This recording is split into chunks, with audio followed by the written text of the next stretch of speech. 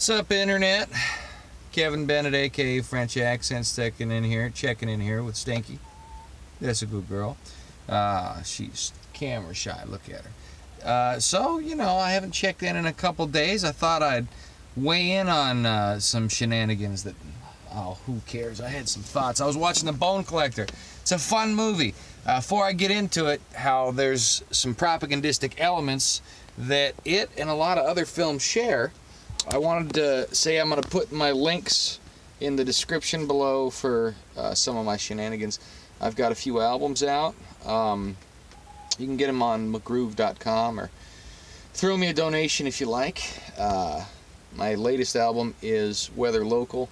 It's a sort of funky piano thing. It's not comedy, but I do have a comedy album that's been waiting. I sent it to them in early December, and they sent it back to me because some track had trouble. That was like a month ago. I haven't heard back from them since. And I send them an email every now and again, but it's kind of a new startup, so I don't know what they're doing. Anyway, that's going to be called I'm from Wyoming, obviously.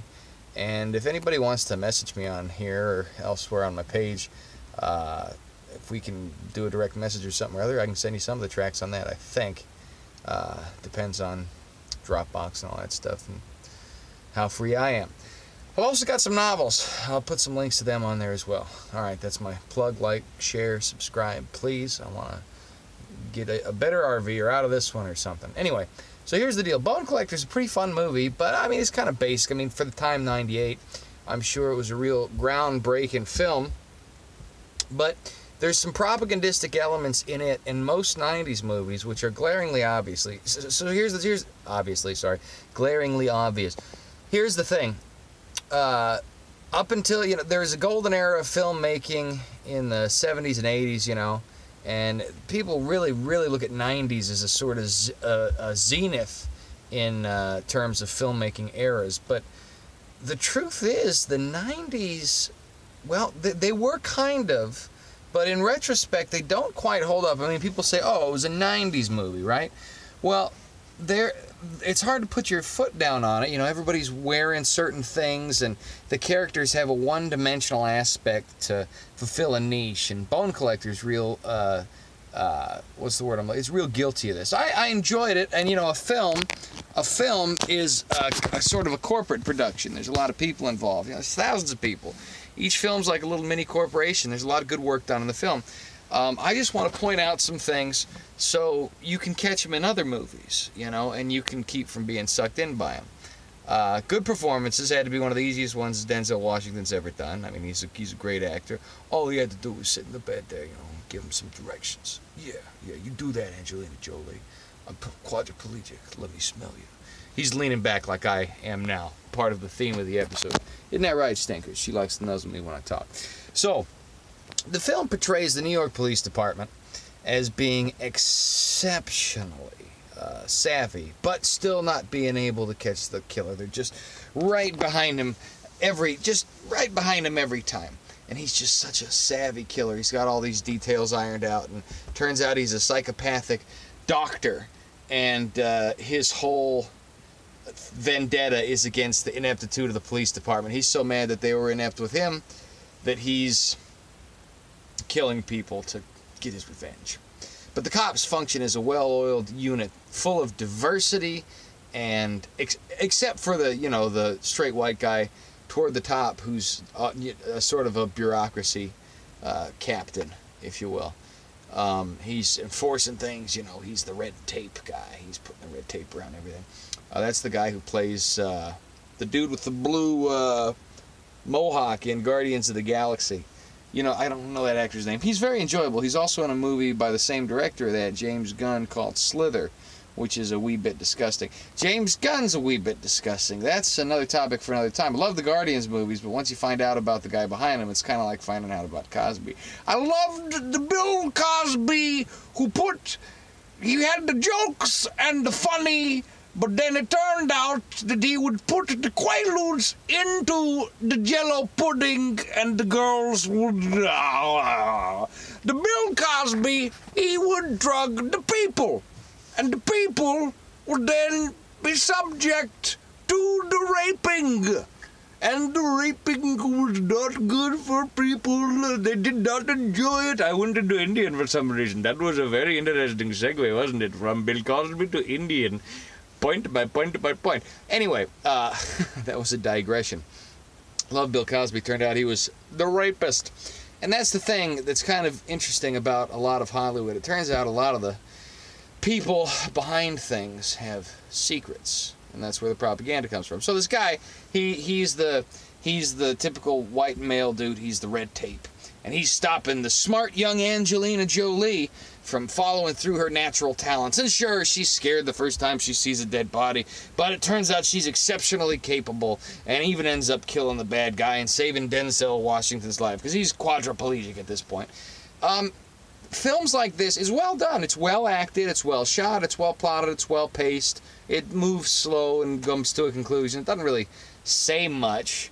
The purpose, though, is as an exposition of the services provided by government and how lucky we are to have these kinds of people serving us. Now, I'm not saying anything against the people who dedicate their lives to serving the United States in a protective capacity. That's noble. It's wonderful.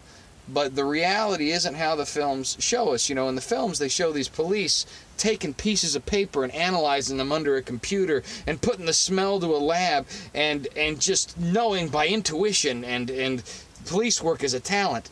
The reality is a lot of people end up in government work. Just that's where they end up. It's not that they wanted to be a cop since they were 5.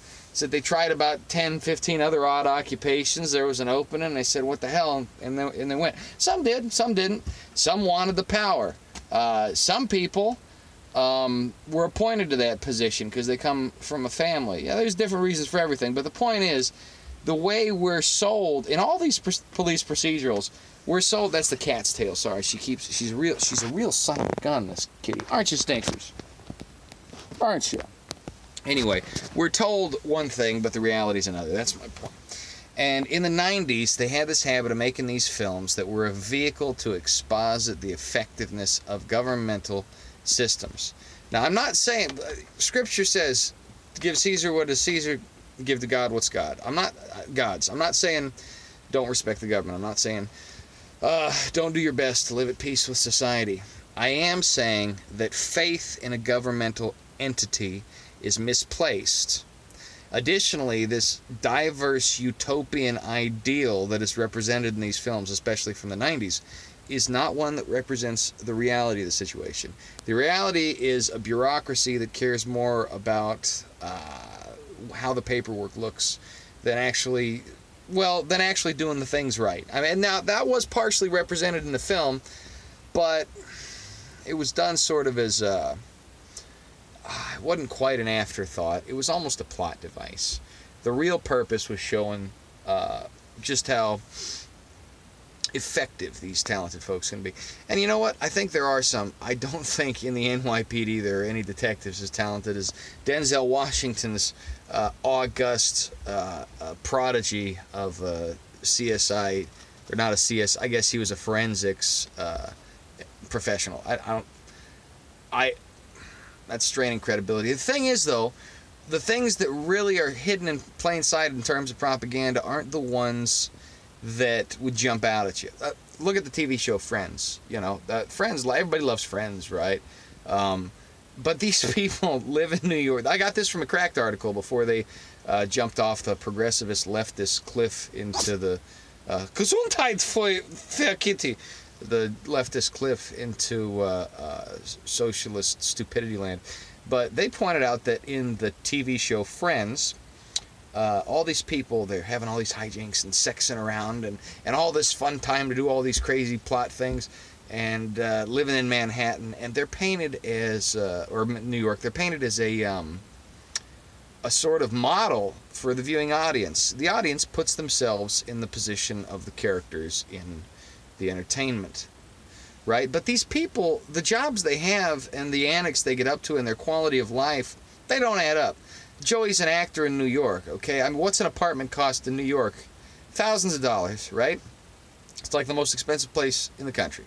You know, it's the Big Apple. And he's just doing great, you know? He's just skipping around through the plots. I think one of them, I can't remember what, I just remember you'd have to be like upper middle class to have the quality of life these people who are supposedly lower class village types are enjoying in New York. But they sell this bill of goods to the rest of us, and we just swallow it. It seems plausible. It's not. Not people who are living at the level that is being demographically catered to. They're treading water. They're working 60-hour weeks if they can. They're not getting up to antics. And if they are, it's the kind that probably aren't funny or laughable at all. But again, there's this false reality. See, that's what fiction can do. It can design a false reality that the viewer takes to be actual reality. So the film Bowfinger with Steve Martin and Eddie Murphy, right? Well, Steve Martin is perpetuating a fraud, his character is in the film, and all the other cast believes in it because it's a beautiful lie. And that really is sort of what's going on in Hollywood. That's actually politics, that's media, from the top down, that's all these things. And the films you see, you'll notice they have that false reality. You gotta watch a bunch of them, unfortunately, or you gotta kind of read between the lines. But primarily films, commercials, movies, TV shows, a lot of these things that are mainstream have a level of propaganda to them that's incredibly subtle, it's oblique, and the goal is to put into your mind false expectations which lead you to take false action, in my opinion. Alright, so that's my rant today. I need to do one on Disney movies. Disney the devil, Bobby Boucher. I forgot to do on the other accent video, I forgot to do my Cajun. That's a lot of fun, that Bobby Boucher. I done that. I ate the little Creole with a little donut rolled down there, and a Creole and a shrimp and a gumbo and one of hummus and a gator. God bless you, goodbye.